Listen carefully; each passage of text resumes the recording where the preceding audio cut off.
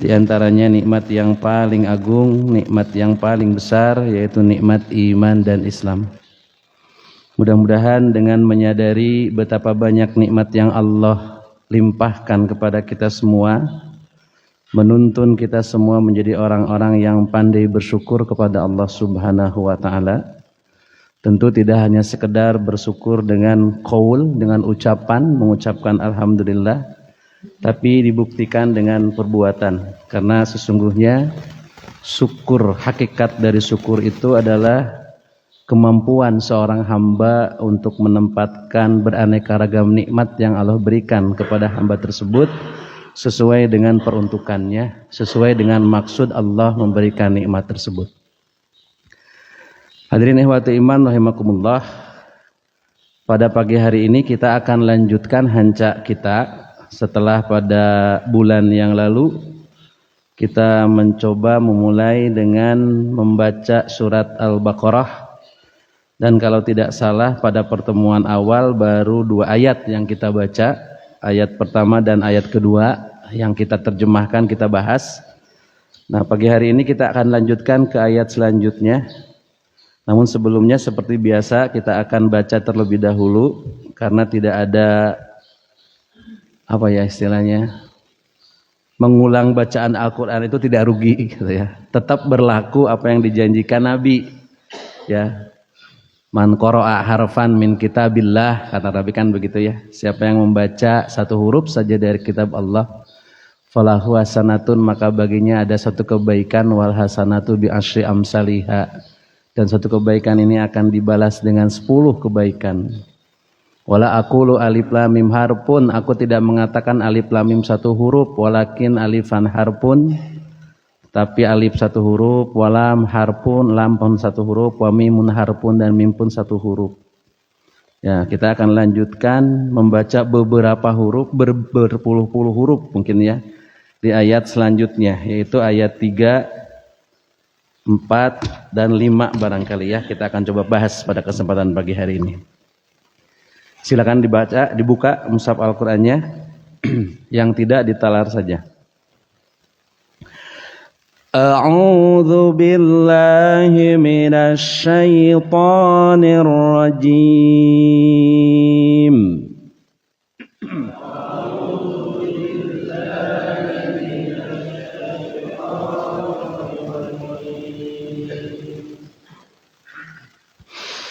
Alladzina yu'minuna bil ghaibi wa yuqimunas shalah.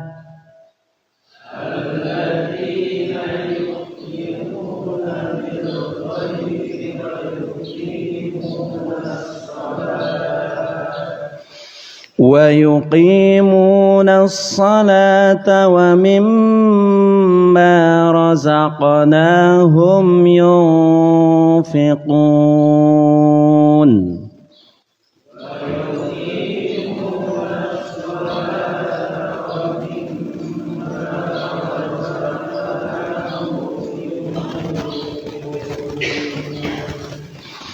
وَالَّذِينَ يُؤْمِنُونَ بِمَا أُنْزِلَ إِلَيْكَ وَمَا أُنْزِلَ مِنْ قَبْلِكَ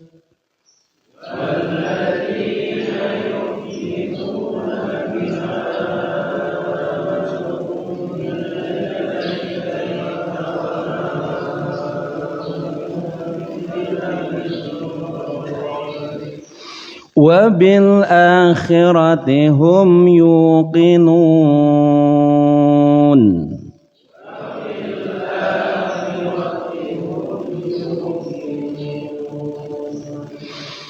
أُولَئِكَ عَلَى هُدًى مِّن رَّبِّهِمْ وَأُولَئِكَ هُمُ الْمُفْلِحُونَ.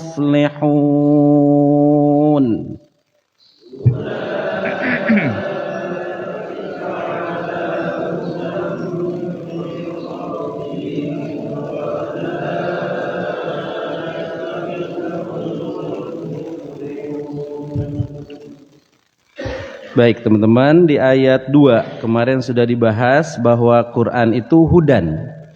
Quran itu petunjuk. Ayat tariqu al-musilu ilal matlubi. Jalan yang bisa mengantarkan kepada apa yang dicita-citakan. Ya. Dan dengan Quran atau hudan, petunjuknya bagi siapa? Bagi lil muttaqina, bagi orang-orang yang mau menjadi orang-orang yang bertakwa. Ya, baca dulu Quran, pahami Quran, amalkan Quran, baru menjadi orang yang bertakwa. Pertanyaannya, siapa mereka orang yang bertakwa? Maka di ayat selanjutnya ini menafsirkan, tafsir ayat bil ayat. Banyak dalam Al-Quran satu ayat ditafsirkan dengan ayat selanjutnya. Seperti kemarin ketika kita membahas Al-Fatihah. Di ayat ke-6 ada kalimat ihdinas siratal mustaqim. Tunjukkanlah kami kepada jalan yang lurus. Apa itu jalan yang lurus? Ayat selanjutnya menafsirkan. Jalan yang lurus itu siratal ladzina an'amta alaihim. Jalannya orang-orang yang telah engkau beri nikmat. Pertanyaan muncul lagi, siapa orang yang telah engkau beri nikmat? Maka ada tafsir as-surat bis surah. Tafsir surat bis surat. Ini tafsir ayat bil ayat. Surat Al-Baqarah ayat 7 awal ditafsirkan oleh surat An-Nisa ayat 69.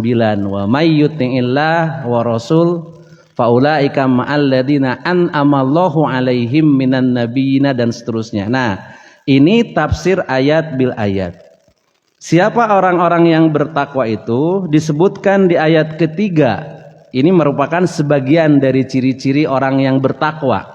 Kenapa saya katakan sebagian? Karena di ayat lain, di surat-surat lain banyak diungkap kembali tentang ciri-ciri orang yang bertakwa. Tidak saling bertentangan, tetapi satu sama lain saling melengkapi. Nah, ciri yang pertama orang yang bertakwa yang disebutkan di dalam surat Al-Baqarah ayat 3, alladzina yu'minuna bil ghaibi.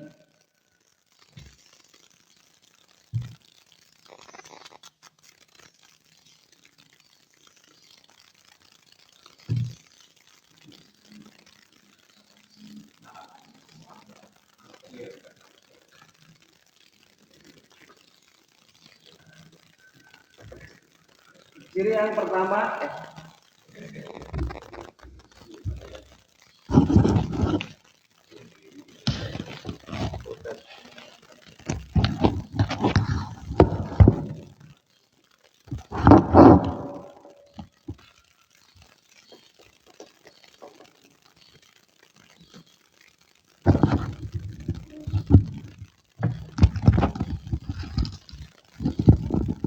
Bismillah. Ciri yang pertama orang yang bertakwa berdasarkan Al-Quran surat Al-Baqarah ayat 3, yu'minuna bil ghaibi alladzina, yaitu orang-orang yang, pakai yaitu karena ini tafsir dari ayat sebelumnya. Siapa orang yang bertakwa itu? Orang yang bertakwa itu adalah alladzina, yaitu orang-orang yang yu'minuna, mereka beriman.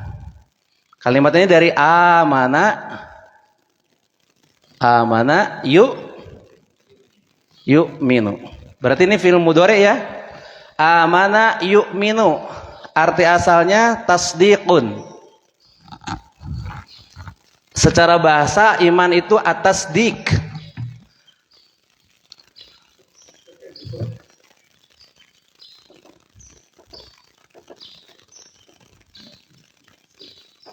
Iman itu atasdiqu, yakin, percaya, itu iman secara lughah. Secara istilah yang disebut iman itu tasdikun bil qalbi, meyakini di dalam hati, wa iqrarun bil lisan, diikrarkan dengan lisan, wal amalu bil arkan, diamalkan dengan anggota tubuh. Orang yang takwa itu mereka yang beriman, yakin, percaya bil ghaibi. Apa itu al ghaib? Dari goba, yaghibu, ghibatan. Goba yaghibu ghibatan. Ini banyak arti.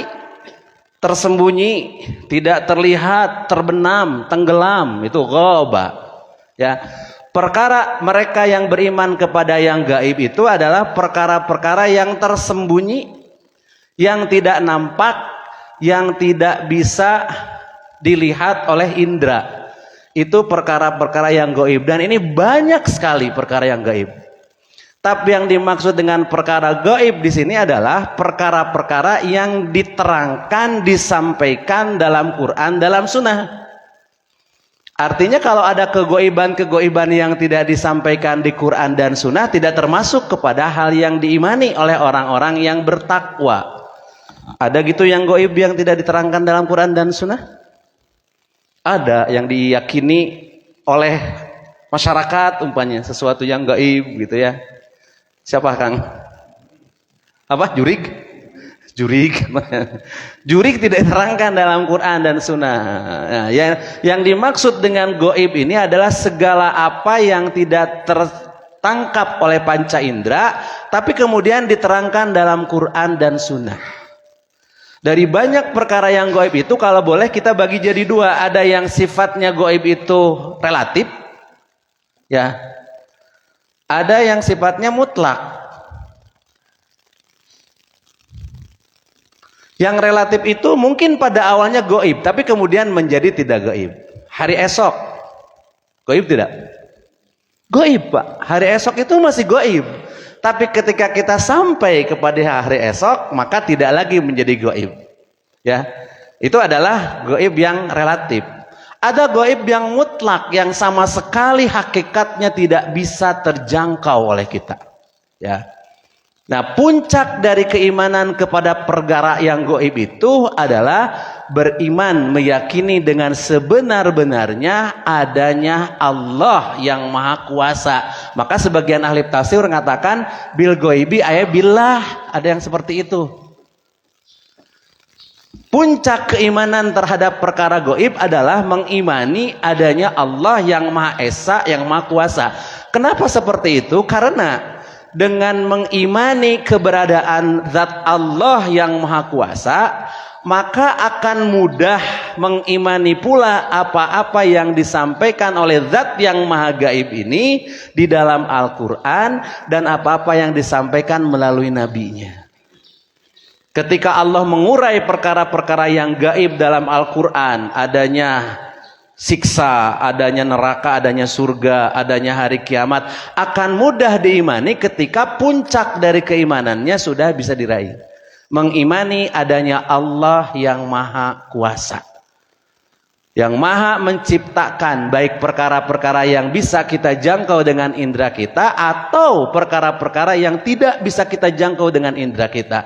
Kenapa? Loh, kan Maha Kuasa. Apapun yang Allah ciptakan, ketika kita sudah meyakini keberadaan Allah dengan sebenar-benarnya, tasdikun bil qalbi, ya, dengan yakin sebenar-benarnya dalam hati, kemudian diikrarkan dengan lisan, maka akan mudah mempraktekkan segala perkara yang diperintahkan oleh Allah. Dan akan mudah juga mengimani perkara-perkara gaib yang memang diciptakan oleh Allah, gitu. Ya, adanya malaikat, adanya jin, adanya iblis, itu kan perkara-perkara yang gaib, ya. Nah, orang yang bertakwa itu mereka yang beriman kepada perkara yang gaib. Nah, yang mutlak ini yang tadi hakikatnya tidak kita bisa jangkau, ya. Sudah barang tentu ya keberadaan Allah, malaikat yang diciptakan dari nur. Dari mana kita tahu? Dari keterangan-keterangan dalam Al-Qur'an. Jin yang diciptakan mimmarijim minnar, dari percikan api neraka, dari percikan api. Kemudian iblis yang diciptakan dari minnar, diciptakan dari api. Ini bisa kita ketahui karena informasinya jelas ada di dalam Al-Qur'an, dalam As-Sunnah. Termasuk keberadaan surga dan neraka. Ya, itu adalah perkara-perkara gaib, tapi puncaknya adalah beriman kepada Allah Subhanahu wa taala. Ini ciri yang pertama. Alladzina yu'minuna bil ghaibi. Kemudian yang kedua, ciri orang yang bertakwa itu walladzina yu'minuna bil ghaibi wa yuqimunas sholata. Wa yuqimunas sholata.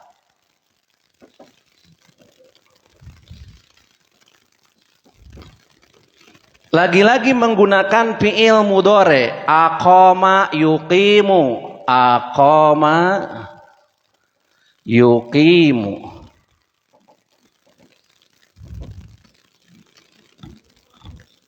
Mendirikan, membangun. Ciri orang yang bertakwa yang kedua adalah wa yuqimunas sholata, dan mereka mendirikan sholat. Sholat yang mana? Ini kan Al-Baqarah itu Madaniyah ya, kelompok surat yang turun di Madinah. Sementara perintah sholat adalah periode Makkiyah ketika terjadi Isra Mi'raj. Oleh Isra Mi'raj itu sholat yang 5 waktu. Orang yang bertakwa akan konsisten mendirikan sholat, baik ketika dia periode Makkiyah, kemudian berhijrah ke Madinah, maka tetap konsisten yuqimunas sholah. Orang-orang yang beriman di Madinah pun kemudian konsisten menjalankan sholat. Ya, kalimat aqama yuqimu ini menuntut kesempurnaan dalam melaksanakannya. Tidak hanya sekedar gugur kewajiban saja, tapi benar-benar berupaya sesempurna mungkin. Ya, ada di sana kehusuannya dalam sholat. Nah, salah satu faktor yang menyebabkan bisa khusyuk kita melaksanakan sholat adalah memahami apa-apa yang kita baca di dalam sholat. Insya Allah itu menjadi salah satu faktor untuk bisa meningkatkan sholat kita menjadi lebih khusyuk lagi, ya. Nah, permasalahan di kita banyak di kaum muslimin orang yang melaksanakan sholat, tapi kemudian dia tidak paham apa yang dia ucapkan, apa yang dia baca dalam sholat. Bahkan ada yang tidak paham dari takbir sampai salam. Lancar-lancar nama gitu, sholat nama bacaannya lancar, ngebut tidak ahli gitu. Tetapi sayang tidak memahami bacaan-bacaan yang dibaca di dalam sholat. Sehingga sholat yang seperti ini, maaf, tidak termasuk yuqimunas sholah. Hanya sekedar menjalankan saja. Berarti di sini ada isyarat, kalau mau jadi orang-orang yang bertakwa, ada isyarat pahami bacaan-bacaan sholat, begitu. Ya, supaya mudah tuh bacaan sholatnya kita terjemahkan saja. Dengan bahasa Indonesia orang Indonesia, bahasa Sunda orang Sunda, bahasa Jawa dengan Jawa. Biar apa? Biar paham, biar mengerti, tidak bisa. Kenapa? Karena ini wilayah ibadah mahdoh, ibadah yang segala sesuatunya sudah ditetapkan oleh Allah dan Rasulnya, termasuk bacaannya. Tidak kemudian bisa kita robah betapapun alasannya supaya paham gitu. Tidak bisa, karena memang ini wilayah ibadah mahdoh. Maka di sini ada isyarat, bukan harus menerjemahkan bacaannya, tapi harus berupaya belajar memahami bahasa Al-Quran, begitu. Agar sholat yang kita laksanakan tidak hanya sekedar gugur kewajibannya saja. Karena sesungguhnya berat. Ada ungkapan seorang ulama, fa inna likulli ibadatin sohihatin asarun. Karena sesungguhnya setiap ibadah dari tiap ibadah yang sahih, ibadah yang benar, asarun, ada dampak, ada asar. Apa asarnya? Pitakwimi ahlakil qaimi biha. Dengan tegaknya ahlakul karimah si pelaku ibadah tersebut. Jadi tiap-tiap ibadah yang dilakukan dan dilakukannya benar gitu, maka dampaknya akan muncul ahlakul karimah dari si pelaku ibadah tersebut. Dan disebutkan di sana, dilanjutkan, fa in kana suratul ibadati, jika ada sebuah peragaan ibadah khaliyatan min hadzal makna, kosong dari makna tersebut, ibadah dilakukan tapi tidak menghasilkan asar, tidak ada asar, ya, kosong dari asar, maka kata ulama tersebut walam takun ibadah, tidak disebut dengan ibadah. Kama ana suratal insani, seperti halnya gambar manusia, ya, tidak disebut manusia, hanya disebut gambar saja. Kenapa? Karena tidak ada ruhnya gitu. Kita lihat foto presiden, tadi disebut ngarana pasti pakai foto Presiden Jokowi. Ya, bukan Jokowinya, tapi foto Presiden Jokowi. Meskipun sama persis dengan yang aslinya, tapi tidak disebutkan langsung nama orangnya, karena itu hanya sekedar gambar, tidak ada ruhnya. Demikian juga dengan praktek ibadah, termasuk ibadah sholat. Kalau hanya sekedar peragaannya saja, tapi kemudian tidak menghasilkan akhlakul karimah, ya, itu belum termasuk walam takun ibadah. Tidak termasuk ibadah, gitu ya. Belum termasuk ibadah yang benar. Maka dari ungkapan ini memotivasi kita, lain menjadi pesimis. Geus we ari kitu mah moal salat. Bukan, tapi justru memotivasi kita kembali untuk lebih meningkatkan ilmu, belajar dan belajar, gitu. Agar sholat-sholat yang kita laksanakan itu betul-betul menghasilkan athar. Karena Quran menegaskan inna sholata tanha anil fahsya'i wal munkar. Karena sholat itu akan mampu mencegah pelakunya dari perbuatan keji dan mungkar. Nah, pertanyaannya, yang korupsi siapa? Ya, itu kan banyak pelaku yang melakukan perbuatan-perbuatan keji, tapi orangnya sholat. Itulah yang disebut kan, seperti gambar teh.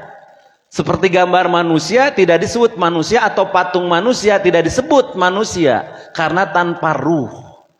Berarti orang yang bertakwa mah yukimuna, mereka mendirikan sholat dengan sebenar-benarnya diupayakan, ya. Bahkan senantiasa menjaga sholat berjamaah, karena biar bagaimanapun sholat sorangan jeung sholat berjamaah beda. Dari sisi pahala beda, dari sisi kehusuan pun akan berbeda, ya. Orang yang sholat berjamaah menjaga sholat berjamaah dengan sholat yang biasa, ya. Moal aya berjamaah ngebut pisan gitu ya, tapi di rumah munfarid kan kadang-kadang ngebut kita ya. Tapi di sini alhamdulillah sarwa. Nah, setelah mengimani yang gaib, ke sholat dulu. Kenapa ke sholat dulu, teman-teman? Karena sholat itu adalah amal yang pertama sekali yang akan dihisab pada hari kiamat, ya. Jadi ini ada penekanan khusus nih, ya, bagi kita semua. Awwalu ma yuhasabu alaihil abdu yaumal qiyamati as-shalah. Amal yang pertama kali yang akan dihisab pada seorang hamba di hari kiamat adalah sholat. Fa in soluhat, jika beres sholatnya, soluha sairu amalihi, akan beres pula seluruh amalnya. Wa in fasadat, tapi jika rusak sholatnya, fasada sairu amalihi, maka akan rusak pula seluruh amal-amalnya. Jadi sholat. Nah sekarang karena orang tuh palalinter gitu ya, saking pintarnya kemudian mempertuhankan ilmu pengetahuan, ada yang memprotes, kan ibadah itu bukan sholat saja. Kita bekerja dari rumah ke tempat kerja juga sholat. Ibadah. Berarti ketika kita sedang meeting, kita sedang ibadah. Nah, karena meeting pun ibadah, maka tidak menjadi salah kalau kemudian sholat diakhirkan, gitu. Siga Nabi keur ngaji gitu ya, sholat isya diakhirkan oleh Nabi gitu, karena sedang ngaji dengan para sahabat. Imam meeting saking sibuknya meeting, kemudian sholatnya diakhirkan. Bahkan ada yang berani meninggalkan sholat dengan alasan meeting juga adalah ibadah. Nah hati-hati teman-teman ya, siga gitu. Padahal ini keliru sekali mensejajarkan sholat dengan ibadah-ibadah yang lain. Kan cenah as-sholatu khairum minan naum. Sholat itu lebih baik dari, ya iya. Jangankan dengan tidur, dengan perbuatan yang lain pun, perbuatan apapun yang namanya sholat fardu, itu lebih baik dari perbuatan apapun, termasuk dari meeting. Kecuali ada pekerjaan yang memang kalau kemudian pekerjaan itu ditinggalkan akan mengakibatkan kematian. Operasi, dokter keur ngoperasi pasien, ngong adan duhur, cek dokter tinggalkan heula. Ditinggalkan dulu, dah mau sholat dulu, beres sholat ternyata, nah salah, itu masalah milih, gitu ya, skala prioritas. Bagaimana kalau operasinya berjam-jam, dari mulai pagi sampai dengan isya baru keluar? Bebas sholat? Tidak, dijamak saja semuanya dalam waktu yang satu, ya. Ini karena kondisinya menuntut terpaksa untuk melakukan itu. Tapi kalau sekedar meeting, maaf, saya pikir tidak tepat kalau kemudian mengatakan meeting juga ibadah. Maka boleh mengakhirkan sholat dengan alasan meeting. Karena kadang boleh tidak sholat juga. Bahkan boleh kemungkinan nanti mikirnya, jangan-jangan meeting ini lebih baik dari sholat.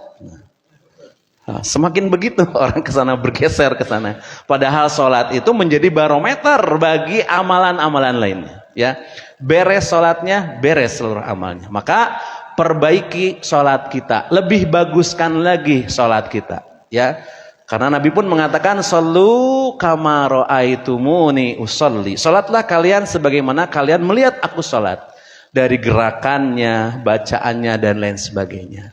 Berarti sekali lagi teman-teman, di sini ada isyarat, ya, isyarat untuk memperbaiki, untuk belajar, ya, memahami apa-apa yang kita baca dalam sholat. Ini ciri yang kedua. Ciri yang ketiga, wa mimma razaqnahum yunfikun.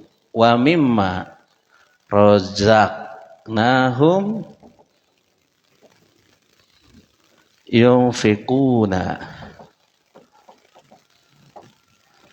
Orang-orang yang bertakwa itu adalah orang-orang yang wa mimma, dan dari apa, rojaknahum, ada fiil, ada fa'il, ada maf'ulun bih.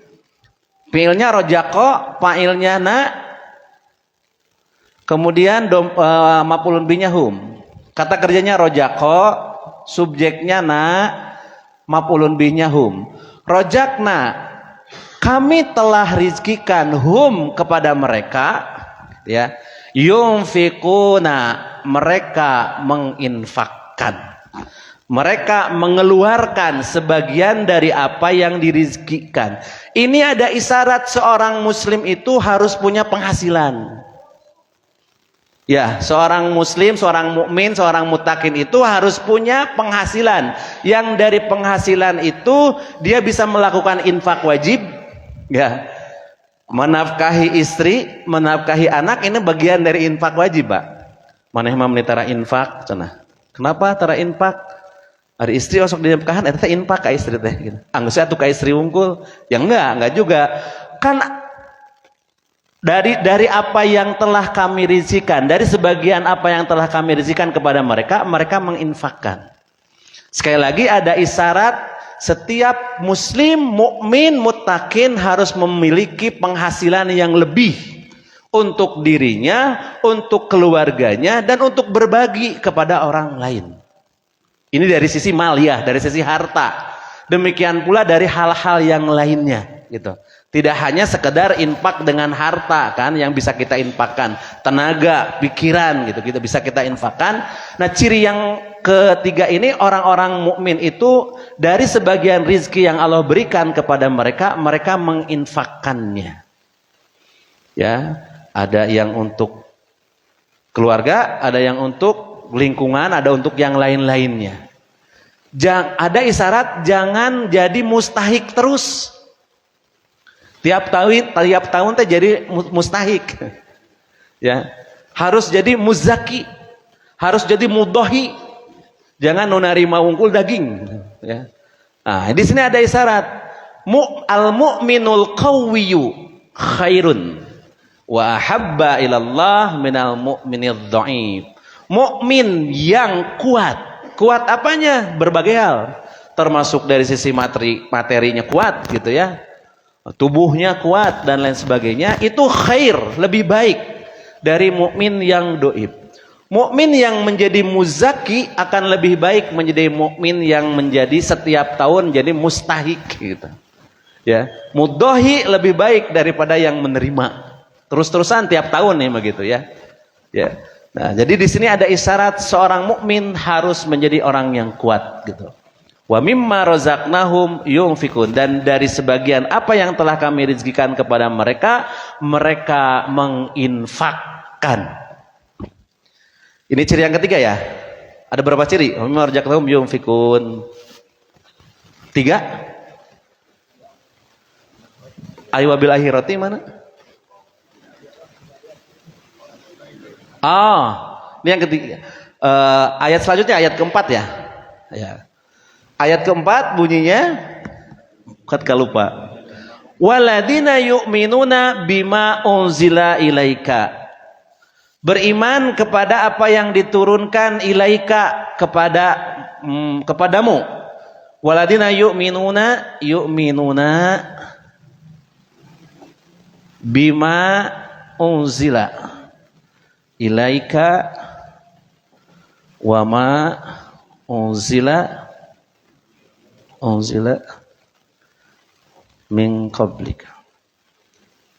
Ini ciri yang selanjutnya. Yu'minuna bima unzila ilaika wa ma unzila min qablika. Ciri yang keempat, orang yang bertakwa itu adalah mereka yang beriman. Bima kepada apa? Unzila, fi'il madhi majhul, yang telah diturunkan. Tidak disebutkan siapa yang menurunkannya. Ilaika kepadamu Muhammad. Para mufasir sepakat ayat Al-Quran. Wama dan apa yang unzila telah diturunkan min qablika sebelum engkau Muhammad, kitab-kitab sebelum Al-Quran. Ciri orang yang bertakwa selanjutnya, mereka beriman kepada yang diturunkan kepada Nabi Muhammad, yaitu Al-Quran. Iman kepada Al-Quran tidak cukup hanya sekedar pengakuan saja, saya beriman kepada Al-Quran. Tapi perlu dibuktikan, karena tadi itu iman itu ada wa'amalu bil arkan. Diamalkan dengan anggota tubuh kita, membaca Al-Quran, memahami Al-Quran, mengamalkan Al-Quran. Jadi iman kepada Al-Quran itu harus terperinci. Berbeda dengan iman kepada kitab-kitab sebelumnya.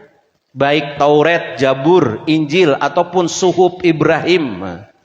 Nah itu ya. Kitab-kitab samawi sebelumnya diturunkan kepada para nabi, maka orang yang bertakwa harus juga mengimani kitab-kitab sebelumnya. Tapi beriman terhadap kitab sebelumnya disepakati oleh para mufasir tidak harus terperinci. Cukup mengimani adanya kitab-kitab sebelumnya. Kebalikannya, ketika ada orang yang beriman kepada kitab sebelumnya, kemudian datang masa Nabi Muhammad, dia menolak terhadap kitab Al-Quran, maka keimanannya tidak menjadi keimanan yang benar. Iman karena Injil, iman karena Taurat, datang Al-Quran, tidak mengimani Al-Quran, tidak benar. Ya, jadi yang harus diimani itu kitab sebelumnya bagi kita selaku umat Nabi Muhammad cukup, tidak mesti terperinci, cukup secara umum saja. Sementara untuk Al-Quran wajib terperinci mengimaninya. Tidak hanya sekedar iman saja, tapi benar-benar dibuktikan keimanan kita terhadap Al-Quran dengan menjadikan Al-Quran berinteraksi dengan Al-Quran. Ya, makanya kita judulnya apa namanya? Lebih dekat dengan Al-Quran, lebih dekat dengan Al-Quran. Sebagai pengejawantahan dari beriman kepada kitab Al-Quran. Dipelajari Al-Quran teh. Dulunya warisan Belanda, Quran sampai tidak boleh diterjemahkan, teman-teman. Itu produknya si Snokhogronya, itu siapa namanya? Ya, yang belajar ke Arab gitu, kemudian pulang mau oleh-oleh. Quran temenang diterjemahkan. Makanya tidak aneh setiap khutbah Jumat dengan bahasa Arab. Eta teh warisan Belanda, Pak. Bisi aya keneh masjid khutbahna bahasa Arab, eta warisan Belanda. Ya.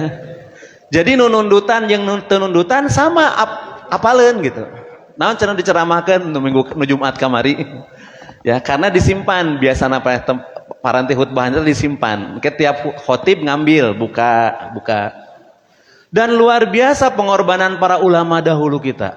Ketika hendak menerjemahkan Al-Quran itu luar biasa, teman-teman. Ya, sampai ada seorang ulama di daerah Bandung, daerah Pasir Koja, sampai harus rela rumahnya dibaledogan gara-gara mimiti nerjemahkan Quran.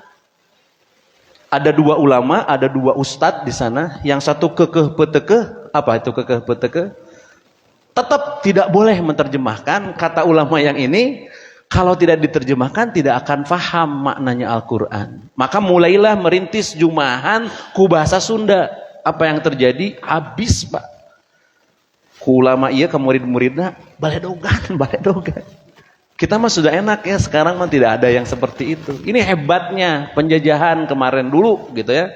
Si Snok itu mempatwakan hadis palsu bahwa Quran temenang diterjemahkan, mual mati senang diterjemahkan. Ya. Tapi tidak kerasa gitu generasi selanjutnya murukana lain warisan Belanda gitu. Asa bener ya gitu. Padahal tidak boleh seperti itu.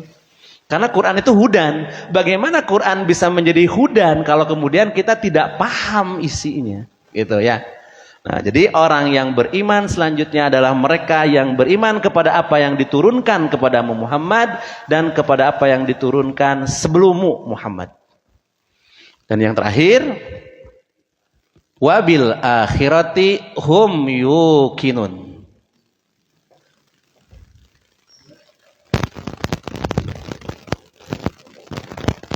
Nah, unik yang terakhir objeknya didahulukan.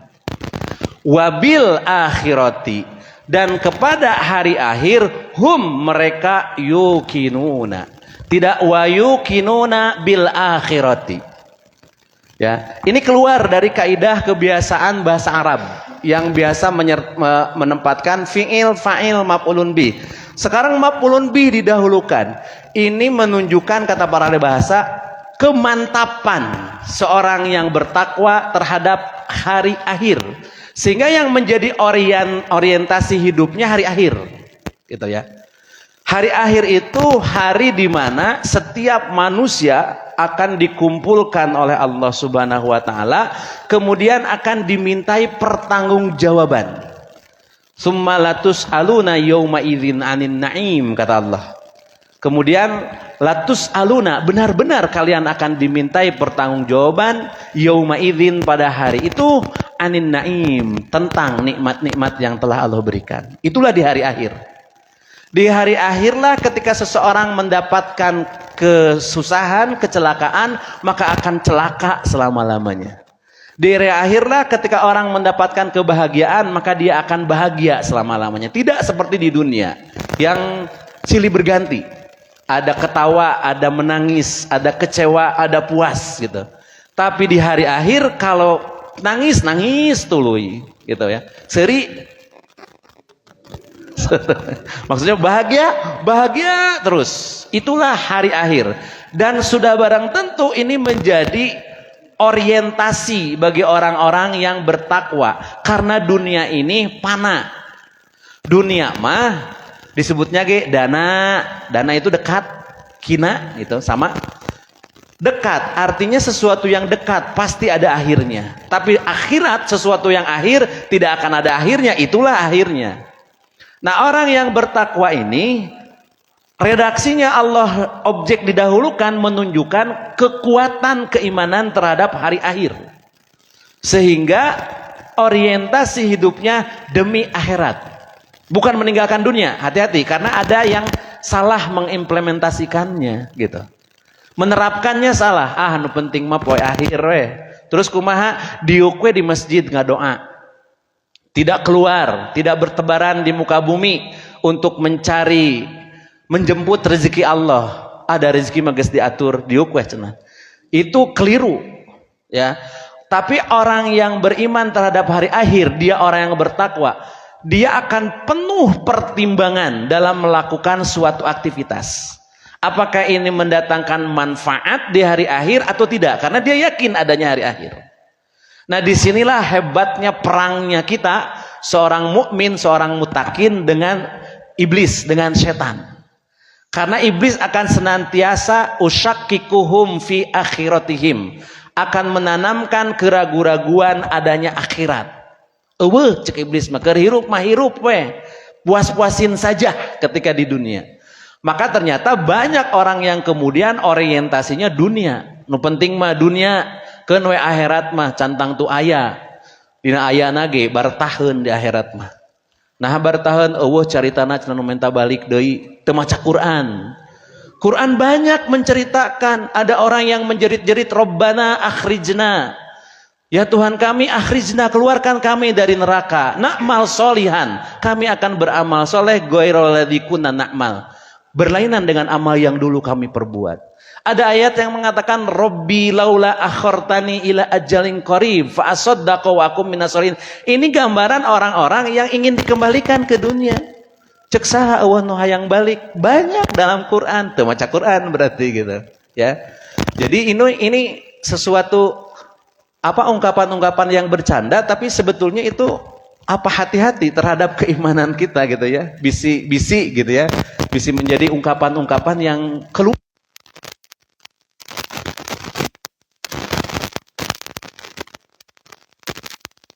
adanya akhirat, sehingga dia benar-benar berhati-hati menjalani kehidupannya agar tidak melakukan sesuatu yang membuat dia rugi di akhirat kelak.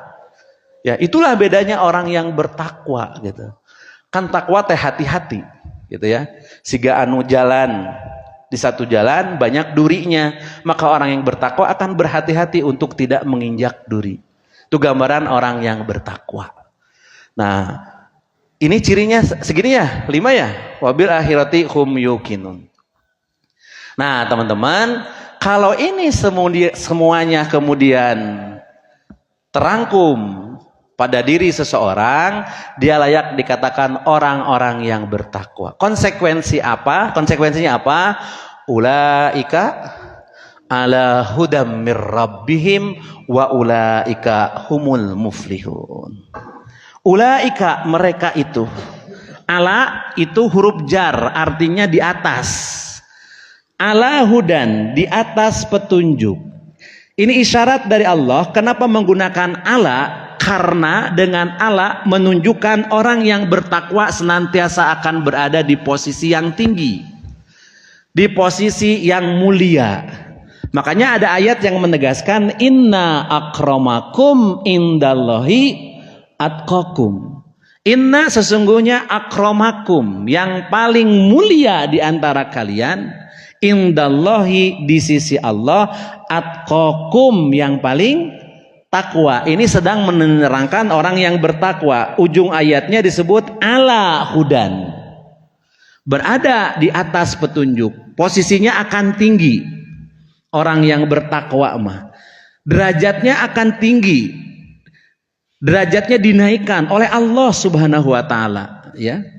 Ditaikan. Jadi kalau ingin meningkat derajat kita menjadi derajat yang lebih tinggi, bertakwalah kita dengan haqqa tuqatihi, sebenar-benarnya takwa. Betapapun tetap mastatoktum, sekemampuan kita, karena kemampuan orang per orang berbeda-beda. Ya.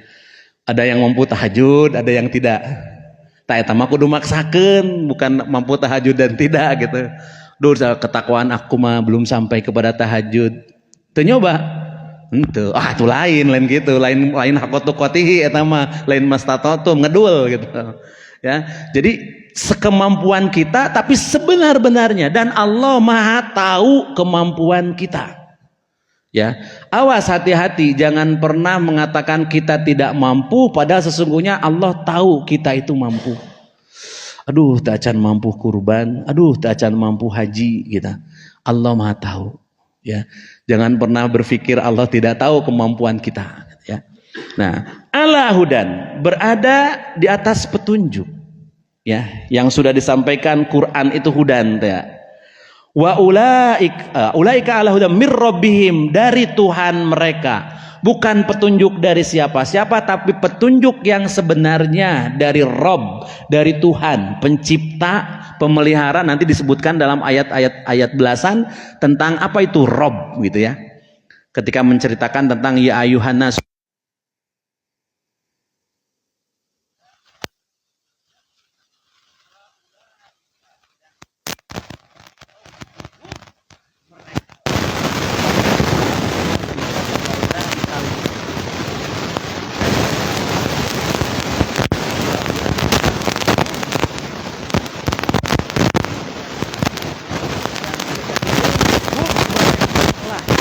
Al-mu'minuna, orang-orang yang beruntung.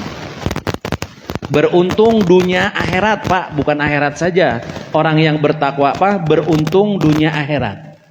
Karena dia menjalankan perintah Allah yang disebutkan dalam Al-Qur'an di sini, sekaligus menjauhi larangan-larangannya. Maka ketika orang menjalankan perintah Allah, hakikatnya perintah itu ketika dijalankan maka keuntungannya untuk orang yang menjalankannya. Maka disebut wa ulaika humul muflihun. Awas, hati-hati, jangan pernah berpikir perintah dari Allah itu beban. Semuanya adalah untuk keuntungan kita dan semuanya sesuai dengan fitrah. Tidak ada yang perintah Allah yang di luar kemampuan manusia. Pernahkah ada cerita seseorang belajar sholat nyeri cangkeng, seseorang belajar sholat nepi ka tidikes gitu? Tidak ada, karena semuanya sesuai dengan fitrah gitu. Ya, termasuk apapun perintah-perintah yang Allah perintahkan kepada manusia, sesungguhnya itu adalah tidak ada yang sulit dan semuanya kembali untuk keuntungan manusianya. Ya. Tapi lagi-lagi kita seringkali hararese menjalankan perintah teh. Kenapa? Tidak memahami bahwa perintah itu jika kita lakukan keuntungannya untuk kita. Gambarannya sering saya sampaikan seperti anak kecil yang disuruh mandi oleh orang tuanya. Anak kecil seringkali hararese ditah mandi teh. Kenapa? Tidak sadar bahwa mandi teh sugante keuntungan mama, keuntungan papa. Tidak. Mandi itu untuk keuntungan dia, bersih kotorannya gitu, segar badannya. Lihat, perhatikan, setelah agak besar dewasa nggak lagi disuruh mandi. Ternyata gerak ibak atuh, cek ibu nanti nggak mungkin gitu. Ya, karena sudah memahami bahwa dengan mandi segar badannya, bersih kotorannya. Demikian juga dengan perintah-perintah dalam agama. Ya, kalau orang sudah tidak hararese lagi menjalankan sholat, menjalankan ibadah-ibadah lainnya, ini sudah anak kecil yang sudah faham bahwa mandi itu keuntungannya untuk dirinya, gitu ya. Mangga wae tama emutan. Ya. Nah, jadi ini teman-teman ayat-ayat yang kita baca berkaitan dengan ciri-ciri orang yang bertakwa. Satu sedikit tambahan berkaitan dengan yang gaib, ada yang ketinggalan. Ini juga menjadi langkah untuk membedakan hewan dan manusia, meningkatkan derajat kita dari kehewanian menjadi kemanusiaan begitu. Karena hewan itu hanya apa yang terlihat dengan panca inderanya saja, dengan inderanya saja. Ya, kalau manusia hanya mengimani apa yang terlihat saja, percaya apa yang terlihat saja, tidak meyakini apa yang tidak terlihat, sarua jeung sasatoan gitu, binatang. Maka percaya kepada yang gaib membedakan antara manusia dengan hewan. Baik, itu saja yang bisa saya sampaikan pada kesempatan pagi hari ini berkaitan dengan surat Al-Baqarah ayat 3 sampai dengan ayat 5. Insyaallah pada pertemuan-pertemuan selanjutnya kita akan terus mentadarus Al-Quran ini. Tujuannya agar benar-benar Quran terasa sebagai hudan seperti yang disebutkan di ayat-ayat awal surat Al-Baqarah ini. Sekali lagi, bagaimana mungkin menjadi hudan kalau kita tidak memahami saja. Betapapun yang namanya Quran, sok sanaos teu paham dibaca tetap dapat pahala, iya. Tapi kita harus tingkatkan derajat kita, tidak hanya sekedar membaca, tapi memahami Al-Quran. Sekian dan demikian, tidak ada ini ya. Langsung saja tuh.